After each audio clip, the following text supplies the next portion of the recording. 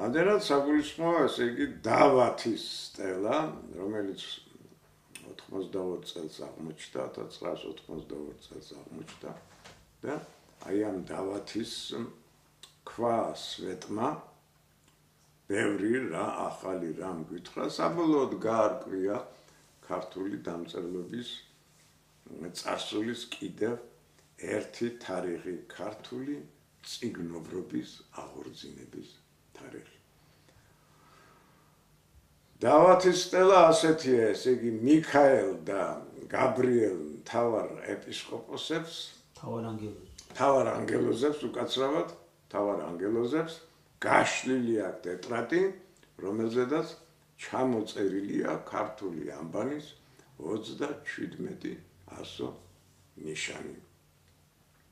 ხოლო ქვემოთ ქართული ანბანის ორი მესეურია გამოსახული, ორი მეფე, ფარნავაზ მეფე და მირიან მეფე.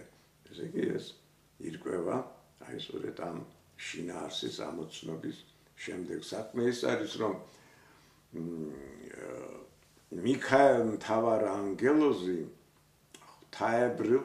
ღვთაებრივ საღვთო დამწერლობათა მცველი და მფარველი მთავარ ანგელოზია, ხოლო გაბრიელი მაცნე მთავარ ანგელოზია. ესე იგი ქართველ მეფეებს ფარნავაზ და შემდეგ მირიანს ემცნო, ესე იგი მთავარ ანგელოზების მიერ ემცნო ქართული დამწერლობის შემოღებისა და აღორძინების, ესე იგი ამბავი.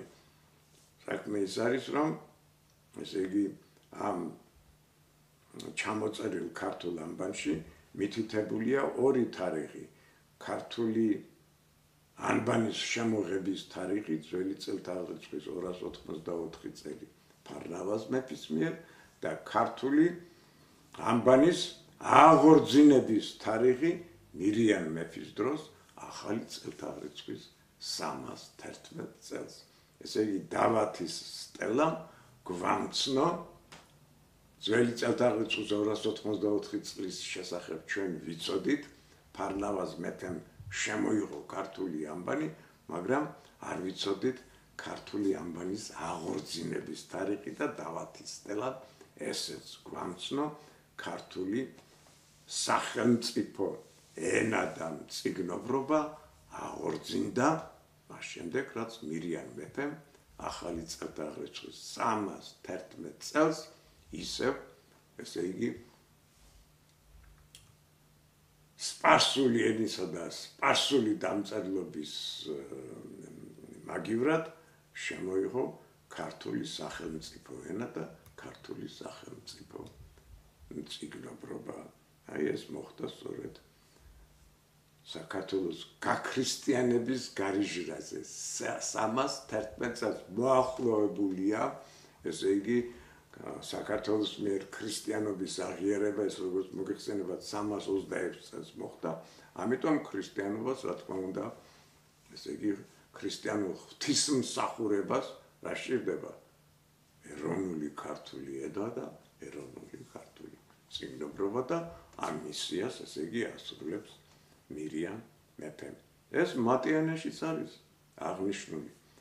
არსებობს ფარნავაზ მეფის ცხოვრების მატიანე, არსებობს მირიან მეფის ცხოვრების ქართული მატიანე. რა წერია ამ მატიანეში?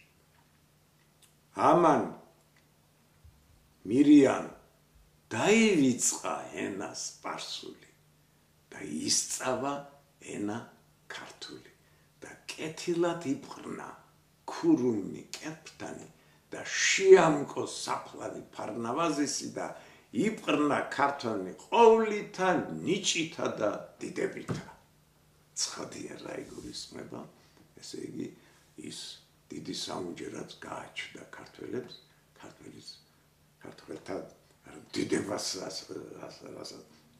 რაც ქართული კულტურის დიდებაზე მეტყველებს, ესე იგი აღორძინა ქართული სახელმწიფო ენა და ქართული სახელმწიფო წიგნობრობა.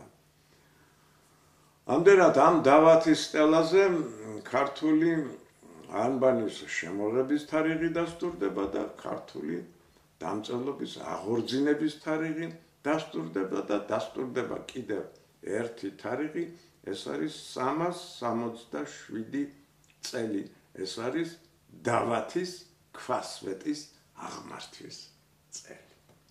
ამდენად